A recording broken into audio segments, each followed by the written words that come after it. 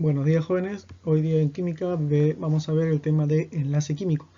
Ya en la sesión anterior hemos visto lo que es configuración, hemos visto lo que es tabla periódica, ¿sí? Y todo eso nos va a ayudar un poco a entender cómo se forman los compuestos. Entonces vamos a hablar acerca de los enlaces y dentro de este grupo, el primer grupo, vamos a ver el enlace químico iónico.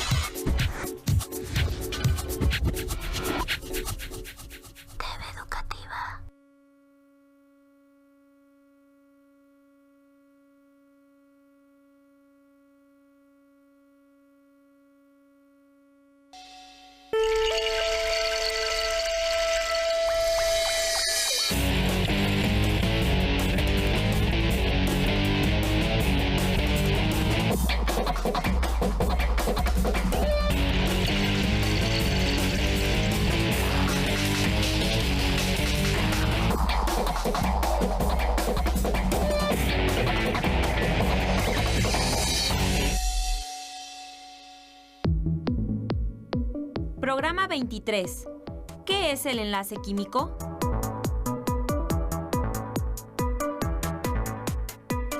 En este programa identificaremos dos tipos de enlace químico, el iónico y el metálico.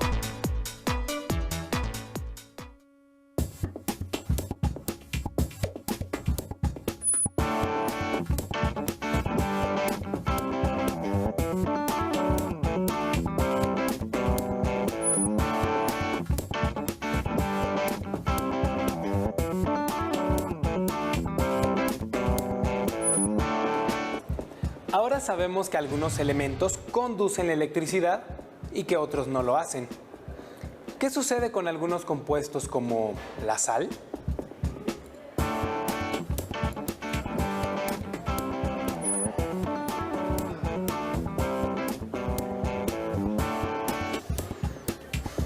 Pues no, la sal no conduce la corriente eléctrica. ¿Y si la disolvemos en agua? Veamos.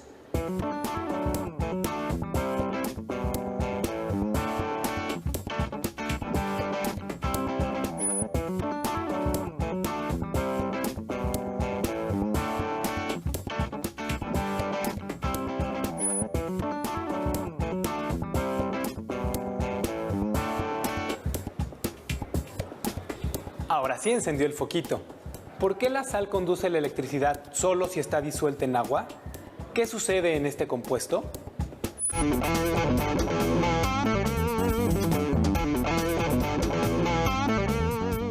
Las propiedades de las sustancias se relacionan con la estructura de sus partículas. La sal es un compuesto formado por iones de dos elementos, sodio y cloro. Los iones se forman cuando un átomo cede electrones y otro los acepta. El ion sodio y el ion cloruro se forman cuando el átomo de sodio transfiere su único electrón externo al átomo de cloro. Claro, ahora comprendo cómo está formada la sal.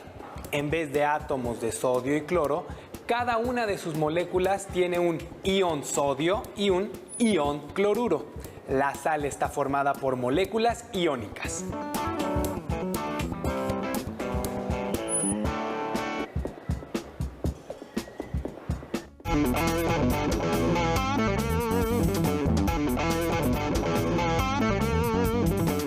Cuando se unen los iones que forman la sal, no se crean moléculas en las que un ion sodio solitario se une a un único ion cloruro.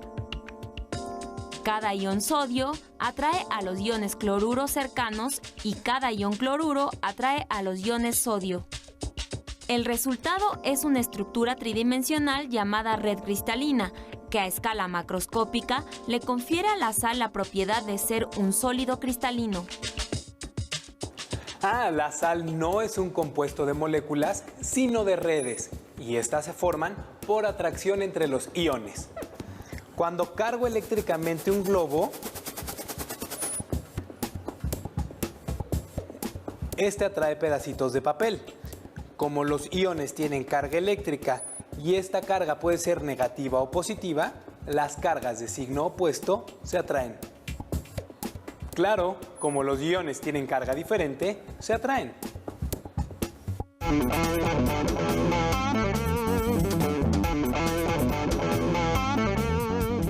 Los iones de signo diferente se atraen.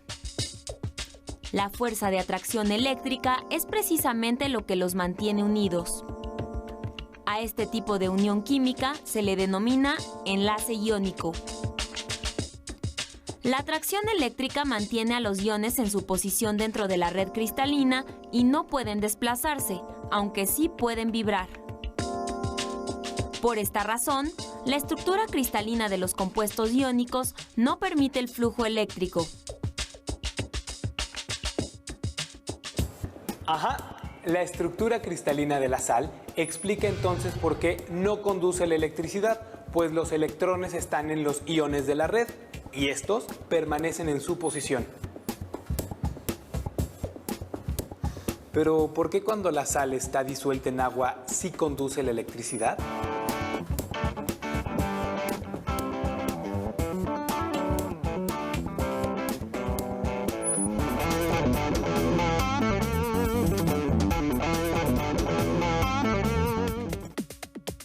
Cuando la sal se disuelve en el agua, las moléculas de esta rodean a cada uno de los iones y los separan de la red. De esta forma, los iones pueden ahora desplazarse en la disolución. Al introducir los alambres en la disolución, por atracción electrostática, los iones negativos se dirigen hacia el alambre conectado al polo positivo y los iones positivos migran al polo negativo, permitiendo que haya corriente eléctrica. Por eso la sal disuelta en agua sí permite el flujo eléctrico.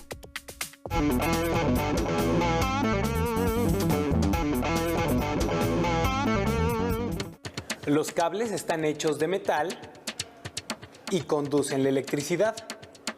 ¿Será que sus átomos se unen mediante enlaces iónicos?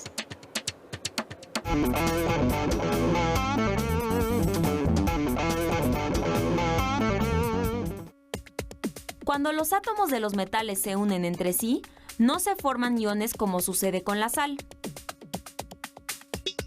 En los metales existe un enlace diferente al iónico, llamado enlace metálico, en el que los electrones externos de los átomos son poco atraídos por los núcleos y se desligan, es decir, ya no pertenecen a ningún átomo en particular.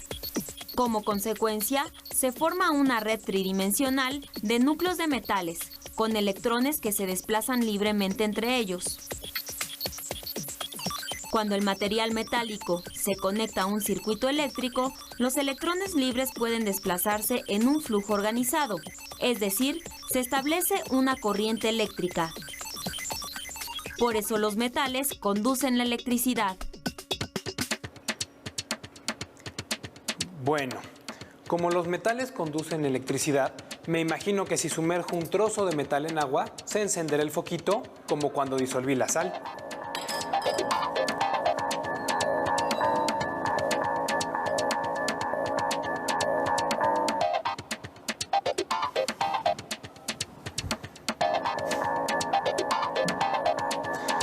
Pues no encendió. Pero si ponemos un pedacito de este mismo metal directamente en el circuito, sí enciende, justo al contrario de lo que sucede con la sal. Como vemos, un metal no se comporta igual que un compuesto que tiene enlace iónico. Además, una característica especial de los metales es que se pueden hacer láminas y alambres sin que se rompan. Pero, ¿por qué no se rompen? ¿Tendrá esto que ver con su estructura?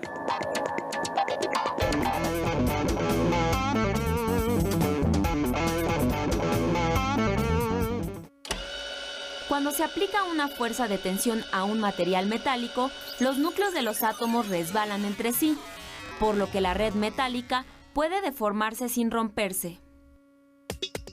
Esto permite que, conforme se aplica la fuerza, el material metálico pueda aplanarse en láminas delgadas, es decir, que es maleable. así como estirarse para formar hilos delgados. Esta última propiedad se llama ductilidad.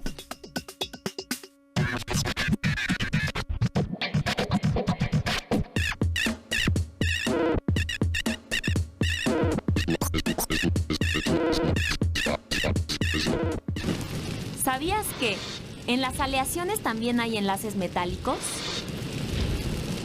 Cuando se funden y se enfrían los distintos metales que forman la mezcla, sus átomos se mantienen unidos con enlaces metálicos, pero no se forman compuestos. El peltre, del que están hechos algunos recipientes para cocinar, es una aleación que contiene estaño, antimonio, zinc y otros elementos metálicos. Las propiedades de las sustancias están relacionadas con los enlaces químicos que hay entre sus átomos. Y a todo esto, ¿qué tipo de enlace químico habrá en el agua? Sigamos descubriendo más sobre el maravilloso mundo de la química en el próximo programa. Nos vemos.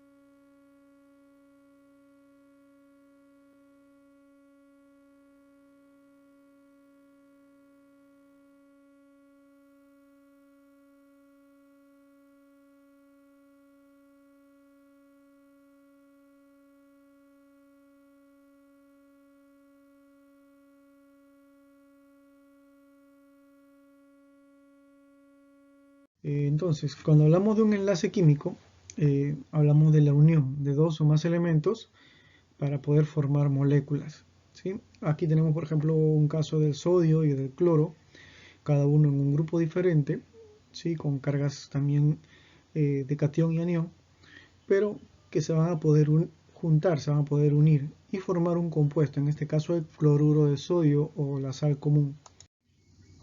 ¿Qué factores debemos tener en cuenta para que se forme un enlace químico?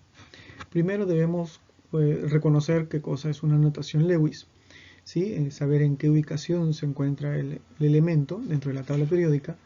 Lo segundo es reconocer también el valor de electronegatividad, si tienen afinidad para la atracción. Y el tercer factor es la regla del octeto, ¿sí? Recuerda que todo elemento, a excepción de los gases nobles, están desapareados y contienen sus electrones de valencia del 1 hasta el 7, y para que sean estables deben tener 8. Entonces, cuando yo hago la combinación de un elemento con otro, debe reunir esta característica de que la suma de sus electrones de manera compartida pueda ser 8 y cumple la regla del octeto. Entonces, los únicos que cumplen esta regla son los gases nobles. Por sí solos ya están estables. En cambio, los demás gases, los demás metales, no metales, no lo van a cumplir. Por eso es importante saber esta regla. Bien, con respecto a la electronegatividad, va a consistir en una capacidad que tienen estos átomos para poder ganar electrones, ¿sí? Lógicamente va a tener una característica, ¿no?, de que hay elementos que tienen mayor fuerza de atracción que otros. En este caso, los no metales van a tener esa fuerza de atracción, mayor electronegatividad, a comparación de los elementos metálicos, como vamos a ver en la siguiente tabla. Bien, entonces en esta tabla podemos ver cómo aumenta los valores de electronegatividad, ¿sí? Si miramos la tabla detenidamente, podremos apreciar, por ejemplo, que el flúor tiene un valor de electronegatividad de 4. Esa es su fuerza de atracción. Mientras que el sodio, por ejemplo, tiene un valor de 0.9.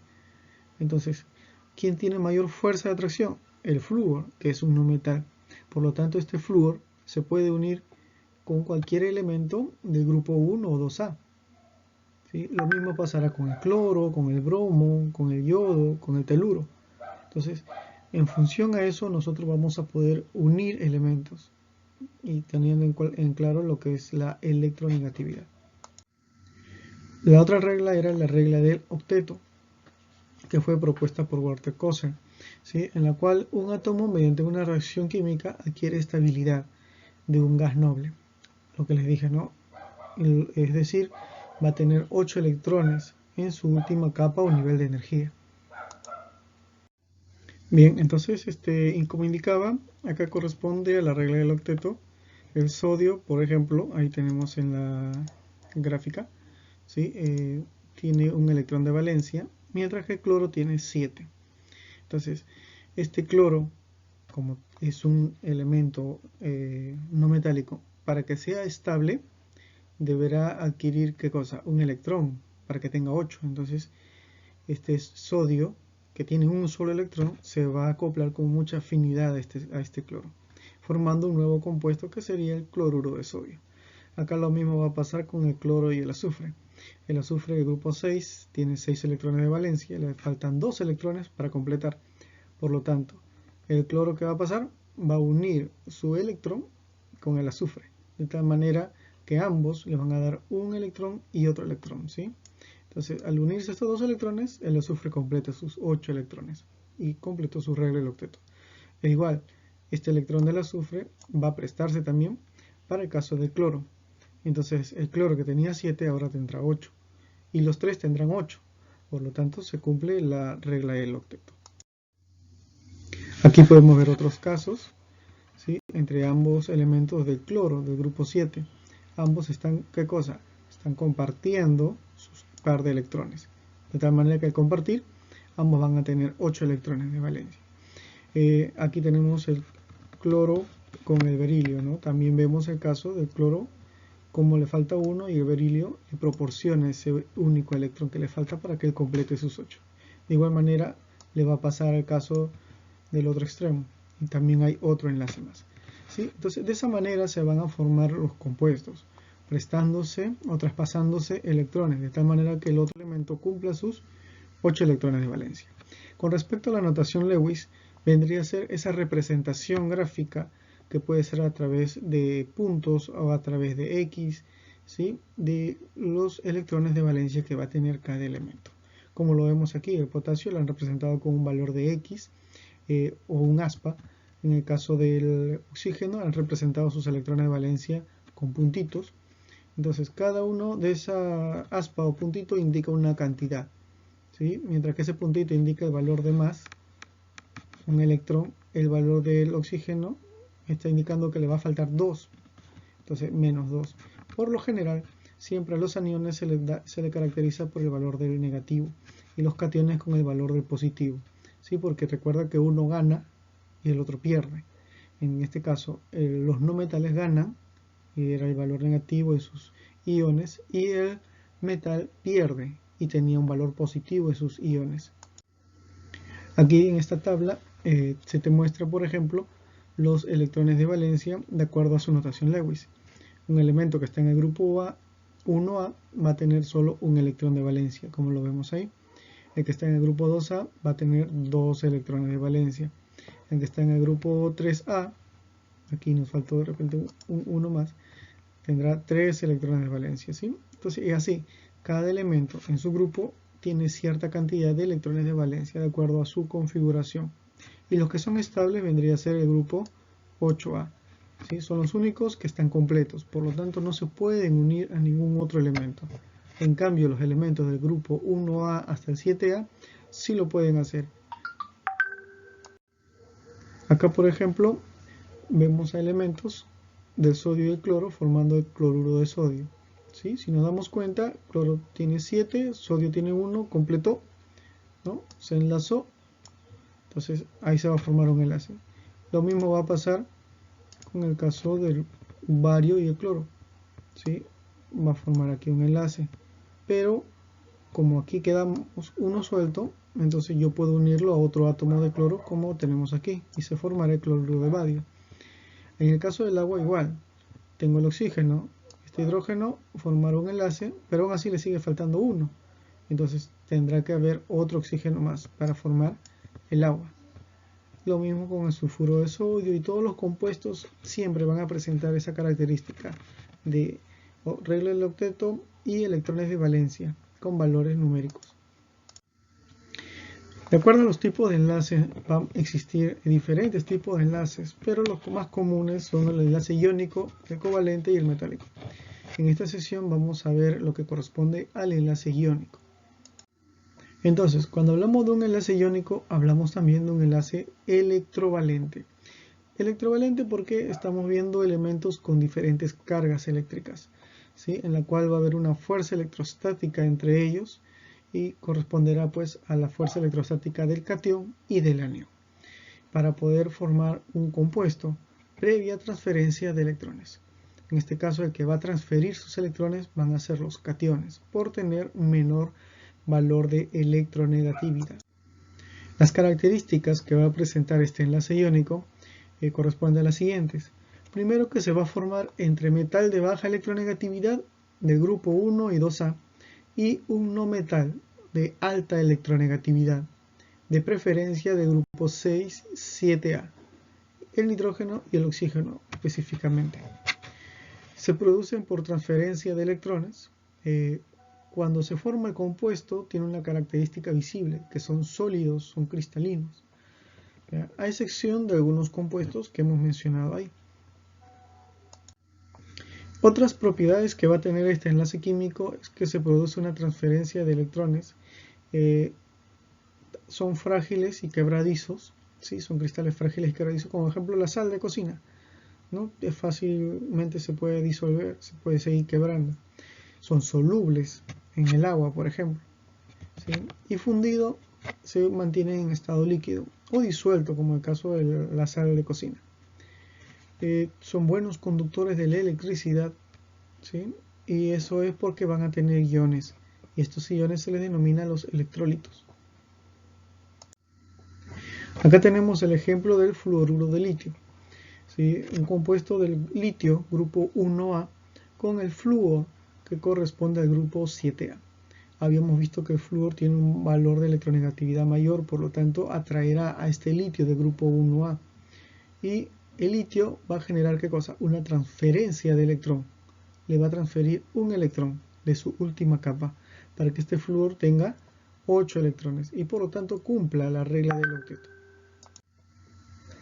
Acá tenemos el ejemplo que habíamos visto anteriormente acerca del cloruro de sodio, ¿sí? Entonces el sodio, que también está en el grupo 1, y el cloro en el grupo 7, son fácilmente atraíbles. En el caso del sodio, va a perder este último electrón de su última capa para que el último nivel del cloro pueda tener sus 6 electrones y completar su regla del octeto, como lo vemos en la gráfica. Aquí presentamos los dos núcleos nuevamente, pero en esta oportunidad estamos indicando el valor de electronegatividad, ¿no? La electronegatividad del cloro de 3,16, ¿sí? Y la electronegatividad de 0,93.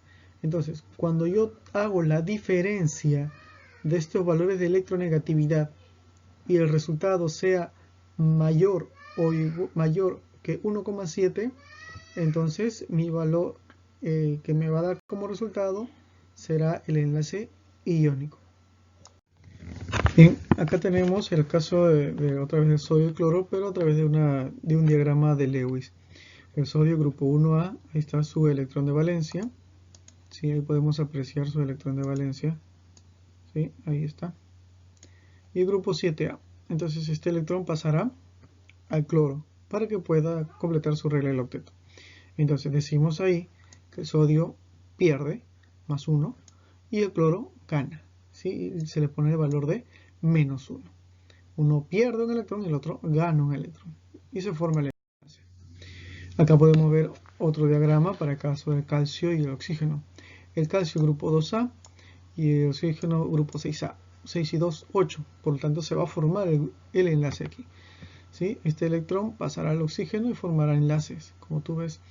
Y entonces decimos que el calcio tiene cation divalente, perdió 2 electrones, y el oxígeno tendrá un anión divalente y ganó 2 electrones. Uno pierde y el otro gana.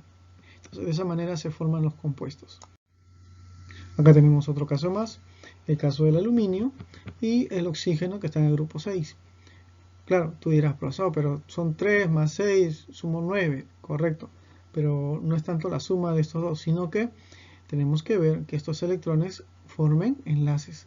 Si te das cuenta, estos dos primeros electrones formaron enlace con el oxígeno, pero quedó un electrón libre para el aluminio.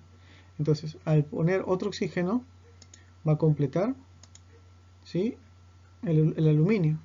Pero el oxígeno le va a faltar, entonces otra vez se vuelve a mezclar con el aluminio y mira tú cómo forman sus enlaces, ¿no?, de formas exactas. Entonces se forma un nuevo compuesto. En este caso el aluminio pierde 3 electrones, ¿sí?, y el oxígeno gana 2. Pero este número 2 que tú ves aquí, lo que me indica es la cantidad, ¿sí?, la cantidad de átomos que se ha necesitado para esto. Para este enlace se han necesitado 2 átomos de aluminio, mientras que el oxígeno ha usado 3.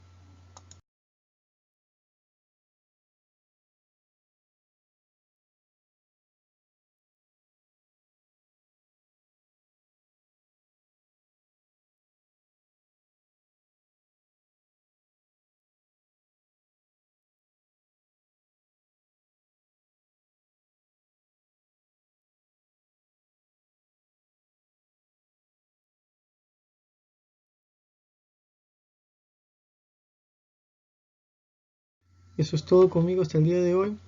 Espero que estés bien de salud. Nos estamos viendo muy pronto.